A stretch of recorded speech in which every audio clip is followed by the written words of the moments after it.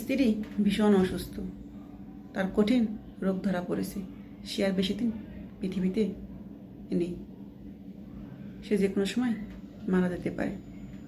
একদিন বৃষ্টি ভেজা বিকেলে তার স্বামীকে সে প্রশ্ন করলো, আচ্ছা তোমাকে একটা কথা বলি, শুনবে? স্বামী বললো, আচ্ছা বলো। আচ্ছা আমি তো বাঁচবো না বেশি দিন, আমি তো মরেই যাব। আচ্ছা আমার মরার কতদিন পর তুমি আবার নতুন জীবন শুরু করবে, মানে বিয়ে করবে? তখন স্বামী মুচকি হেসে উত্তর দিল, তোমার কবরের মাটি না শুকানো পর্যন্ত তো নয়। তখন স্ত্রী মাথা নাড়লেন। তার কিছুদিন পর স্ত্রী মারা গেল। স্বামী প্রতিদিনই কবর জিয়ারত করতে যান তার স্ত্রীর, এবং সে খেয়াল করে 7 দিন হয়ে গেল, 10 দিন হয়ে গেল, কবরের মাটি আর শুকাচ্ছে না। সে একটু অবাক হয়ে গেল, কি ব্যাপার, কবরের মাটি কেন শুকায় না? আরও দিন দিন যেন ভেজা বেশি হচ্ছে। তখন সে বুঝতে পারল না। এভাবে কিছুদিন কেটে গেল। তারপর হঠাৎ সে একদিন দেখতে বলল তার শালাকে, মানে বোনের ভাইকে। সে কাছে গিয়ে জিজ্ঞেস করলো, তার হাতে একটা বালতি। সে জিজ্ঞেস করলো, আচ্ছা তুমি এখানে কি করছো, হাতে বালতি বা কেন, এখানে কেন তুমি?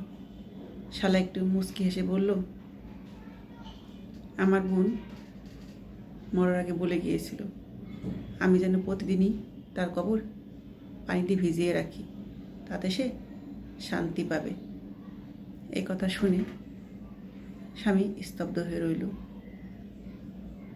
সে বুঝতে পারল কেন সে বলে গিয়েছিল। সেদিনের কথা তার মনে পড়ল।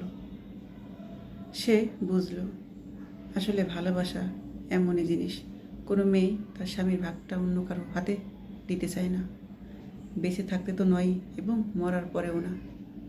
সে বুঝতে পারল আসলে সত্যিকারের ভালোবাসার মানুষ এমনই হয়, মরে গিয়েও ভালোবাসাটা টিকিয়ে রাখে। সে বুঝলো যে আসলে ভালোবাসাটা কী জিনিস, তার স্ত্রী তাকে কতটা ভালোবাসত। তাই তার ভাগ কাউকে দিতে চায়নি বলেই তার ভাইকে বলে গিয়েছিল প্রতিদিন যেন সে কবর পানিতে ভিজিয়ে রাখে, যাতে তার স্বামী দ্বিতীয়বার অন্য কারো জীবনে না আনে। তারপরে সে আর কখনো কোনোদিনও বিয়েই করেনি। সেই স্ত্রীর ভালোবাসাটা নিয়েই জীবনটা শেষ করে দিয়েছেন।